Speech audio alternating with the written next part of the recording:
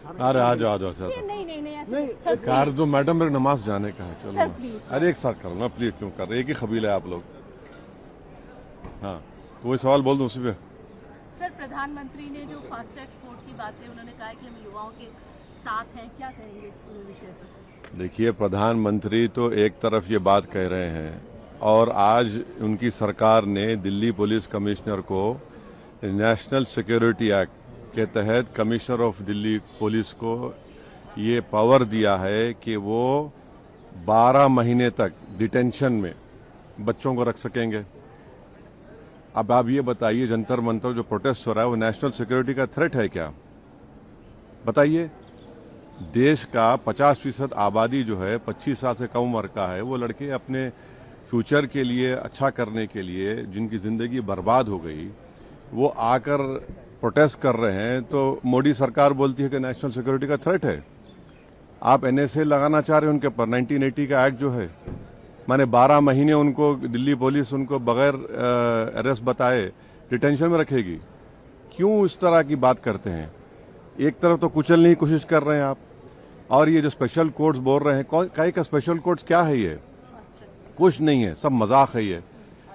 2000 कब ये हुआ था, यूजीसी नीट एग्जाम हुआ था, एनईटी, उसमें तो सीबीआई ने क्लोजर रिपोर्ट डाल दिया कि उसमें लीक ही नहीं हुआ। क्यों इस तरह करते हैं आप? एक तरफ स्पेशल कोर्ट बोलते हैं, दूसरी तरफ आप एनएसए उन पे लगाना चाहते हैं ताकि 12 महीने उनको डिटेंशन में रख सकें बगैर कोई अरेस्ट दिखाए उनको।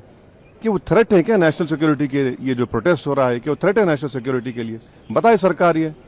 अगर वो नौजवान युवा लड़ रहे हैं, थ्रेट है तो बता दीजिए नेशनल सिक्योरिटी का। तो गलत है बहुत। आप इस तरह अगर उनको इस प्रोटेस्ट को क्वेल करेंगे या दबाएंगे, वो दबने वाला नहीं है।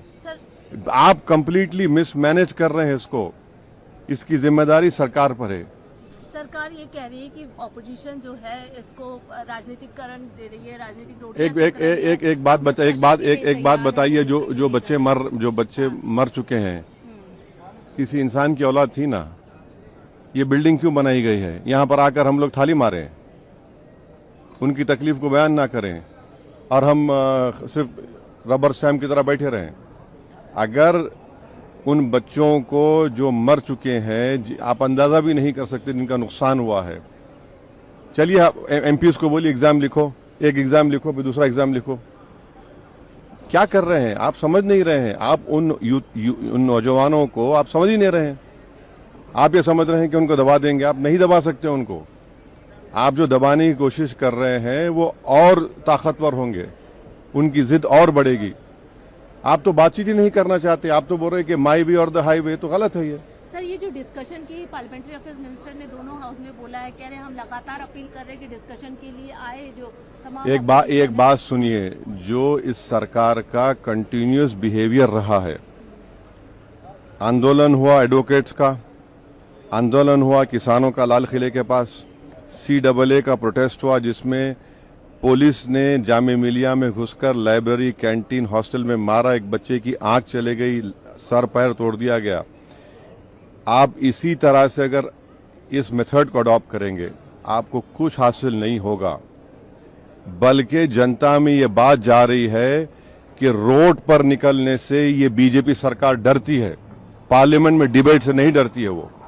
ये परसेप्शन को अगर सरकार को तोड़ना है, क्योंकि अगर हम इलेक्टेड रिप्रेजेंटेटिव हैं और जनता ये समझ रही है कि रोड पे निकलेंगे तभी ये सरकार झुकेगी, ये हमारे बात को मानेगी, ये किसी के लिए अच्छा नहीं है। ये सरकार को अपना एक ओपिनियन चेंज करना पड़ेगा, अपना तरीका चेंज करना पड़ेगा। आप कौन सा ग्राउंड है आपका? हम तो जनता के नुमाइंदे हैं ना। बस चलिए, हो गया बस।